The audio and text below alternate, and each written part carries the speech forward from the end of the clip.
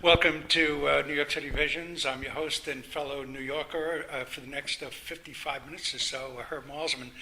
We are probably inarguably in one of the seats of America, where America began. We're in the Bronx. We're up in the Bronx, 100 in Manhattan. Oh, the Bronx is further up. I'm sorry, that's right. I keep on thinking the Bronx over 125th Street, but it's Manhattan. We're at Morris-Jumel Mansion, and right now we're going to spend a few moments with, and I've got your first name, Rich. What is it? It's Rich Foster. I'm Director of Public Affairs here at the Morris-Jumel Mansion. Now we're sitting in the kitchen area where folks, and I'm looking at my kitchen at home. I'm looking at I can't imagine that any great things came out of this kitchen. First of all, this is the oldest house in The Morris-Jumel Mansion is the oldest house in Manhattan. It was built in 1765 by Colonel Roger Morris, who was a retired British Army officer. He built it as his summer home. At that time, Manhattan was primarily New York, was primarily down at the foot of Manhattan, down in the walls, what would be is now called the Wall Street area, down by Battery Park area. And this was all woodlands and undeveloped area. And so Colonel Morris built this as a wedding present to his wife, Mary Phillips Morris. She was a scion of the wealthy Phillips family that owned much of Westchester area. And he built this house in 1765 for her on what was then 130 acres that extended from the East River or Harlem River to the Hudson River. And was, as I mentioned, woodlands primarily, and then was cleared for farming. And we are now in the colonial kitchen, as what we refer to it. This is the original kitchen, oven, and hearth that date back to 1765 when the house was built, and all of their cooking was done here, in addition to all the laundering. So it was a multi-purpose room in many ways. The servants were down here. The floors were all dirt, so that if a fire started coming from out of the fireplace, it could not spread and catch on to the rest of the house. But as you can see over there, Herb, that they also had an iron. There's an old-fashioned iron there. So while cooking, they also would heat the irons, and the slaves and or servants who worked down here at the time would do their laundry, would do the laundry for the house down here. The cooking would be done, and then delivered upstairs to the Morris family at the time, who initially owned the house. As I mentioned, they were quite wealthy, quite well-to-do. They entertained extensively, this is, as we mentioned, the original hearth and beehive oven and fireplace. Right. Now, the last time I was here in the mid-'80s, it's basically the same house it was. Of course, you've got you're computerized now. You're more up to date than in the '80s. And folks, again, Roger Morris, you said? Roger Morris was the original occupant of the house, builder of the house. Right. If we were to sit and talk about the history of each of these people, we would do 7 or 8 hours on this program, but we're kind of limited here. So, folks, there's Google. And as you're listening to this, you can Google Morris-Jumel, a mansion, and it gives you the history. Sure it does, exactly. And this is the first time ever I've said on a radio program, Google along with us a little bit, because there's way too much history and way too much background. A couple of things you might not know. Now, how did Roger Morris die? I don't know if this will be in Google, but how did Roger Morris die? That wasn't Roger Morris. That was the second occupant. That was I'm sorry. Stephen See, Jumel. that's where you have to. Well, I'm going to give you a quick history to go along with whatever you may be Googling. And you can go to the Morris-Jumel website at www.Morris-Jumel, MORRISJUMEL.org. You can go to history or our timeline to get most of the significant dates and significant occupants. Right. But Roger Morris, as I mentioned, was the original owner, British national, who built the house. British. He fled in 1776 after the Revolutionary War started, he returned to England with his family, and the house was taken over first by the Continental Army. George Washington used this house as his headquarters in 1776 to fight the Battle of Harlem Heights. It later, after that battle, when Washington was forced to retreat from New York, he abandoned the house, and British and then later Hessian troops, who were British mercenaries, also occupied this house. After the war, there was a succession of owners. The house became an inn for a while, and in 1810, the house was purchased by a wealthy French wine merchant by the name of Stephen Jumel. His wife, Eliza, also lived here with him. She became one of the wealthiest women in New York, had something of a checkered past, questionable past, and people questioned her morals at the time. But her husband, Stephen, actually died of wounds that he fell on a pitchfork and bled out. And there have been some questions about how good the medical attention he received might have been, but he died as a result of falling on a pitchfork and bleeding out. A year after his death, Eliza Jumel married Aaron Burr, of the third Vice President of the United States, who was probably most infamously as the gentleman exactly who killed Alexander Hamilton in the duel in Weehawken, New Jersey.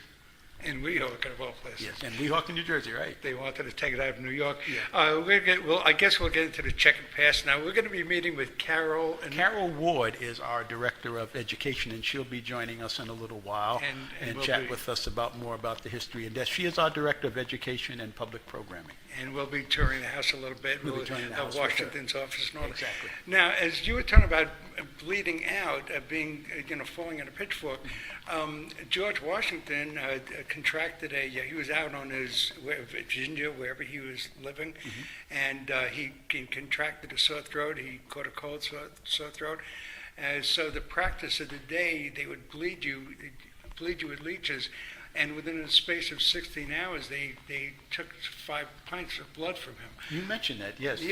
Tell me more about that. You know more about that than I do. I don't know if the cure killed him. I found out about this at the New Orleans Pharmacy Museum. So that's where I learned that.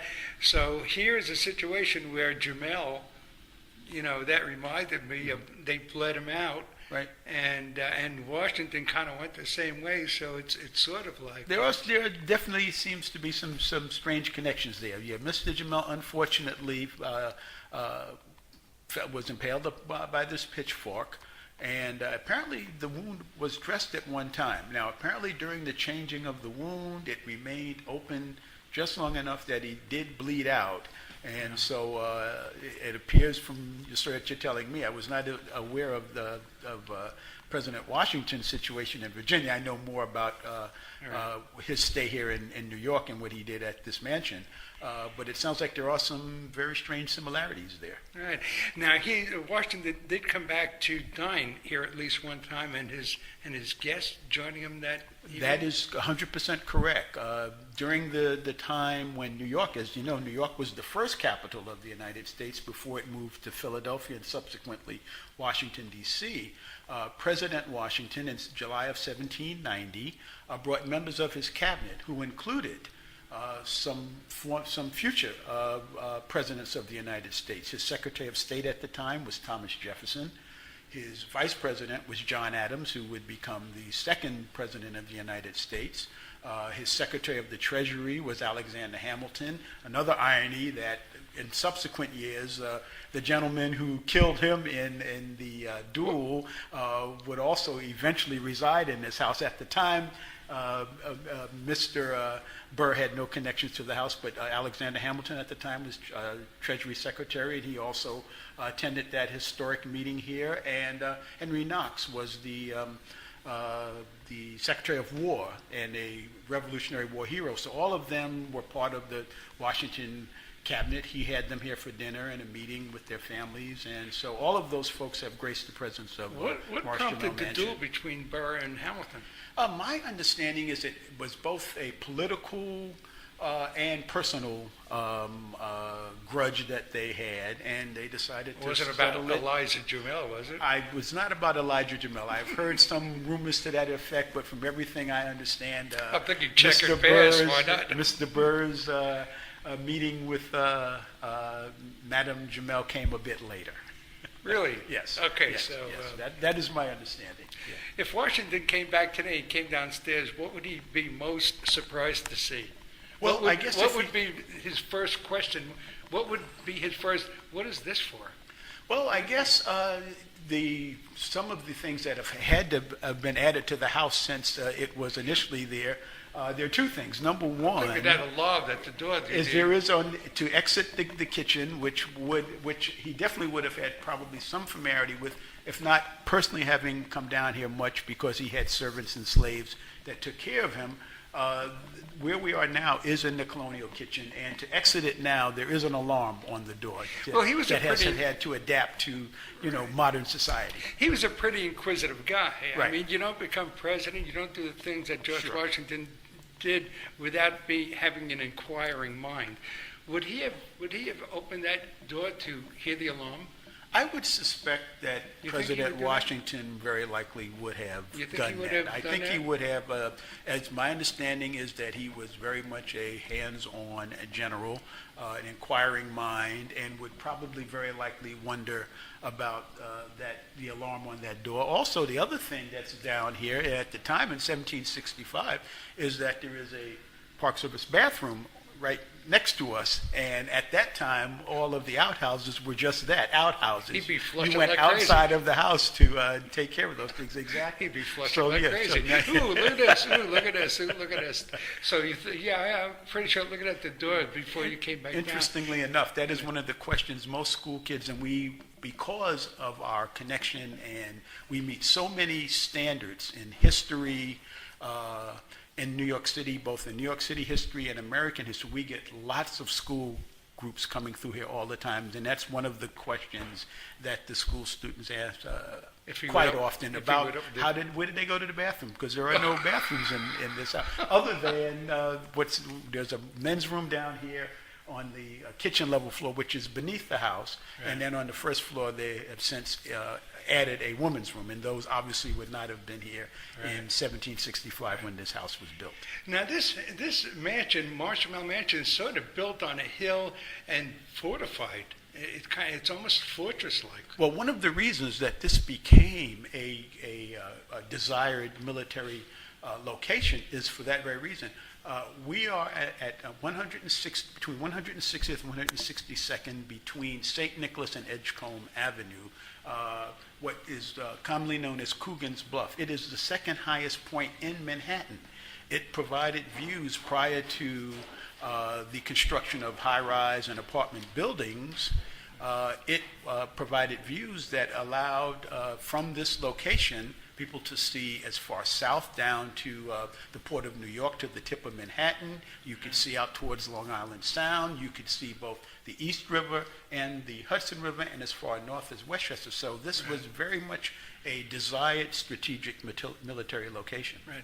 Now, I believe Carol Waters is probably there right now, and we're going to shut down in the morning, then I'm going to do a little tour with Carol. We're doing this because you're on a deadline today, and I said, well, let's get started a little bit early, so we'll cut away some of the time. So we're going to do that. So, okay, so then, and Coogan's Bluff, of course, the New York Giants. Exactly. And one of the Polo things grounds. down in Coogan's Bluff was the old polo grounds, where both the New York Giants played, the New York Titans, which eventually became the New York Right. Mets, played their first. The New York Jets. Jets played their first games there, but also the New York Mets, The New before York moving Mets out to Queens, played here. played their first I saw few them games play at there Polo also. Grounds. In addition to Gil Hodges Gil Hodges, the played Dodgers first played base at and- Polo Grounds, okay, yeah. and with the Dodgers, and the Bobby Thompson shot heard around the world was hit right here. in the Polo Grounds, and Great. Floyd Patterson defeated Ingemar Johansson in a heavyweight championship fight. That's at the right, Polo right here, Grounds Polo also. Grounds, great stuff. Exactly. So, yeah. Again, your name My name is Rich Foster, and I Rich am the Foster. director of public affairs, and I grew up in this neighborhood, as a matter So of fact. this Yeah. is like your hometown. Sure it your is. home area. Very much so. We are going to, as a matter of fact, while I'm making the transition, I'm going to pause the machine, and then we're going to head upstairs. We'll start in, can we start in Washington's office upstairs? And then I'm going to pause, and while I'm on pause, we're going to take a commercial break now. Audiobook radio in the UK, this pause is not for you. There's no commercial here for audiobook radio, but there is one for WVNJ. We're going to take that pause now. When we come back, we'll be up in Washington's office, and we'll start a tour there with Carol Ward.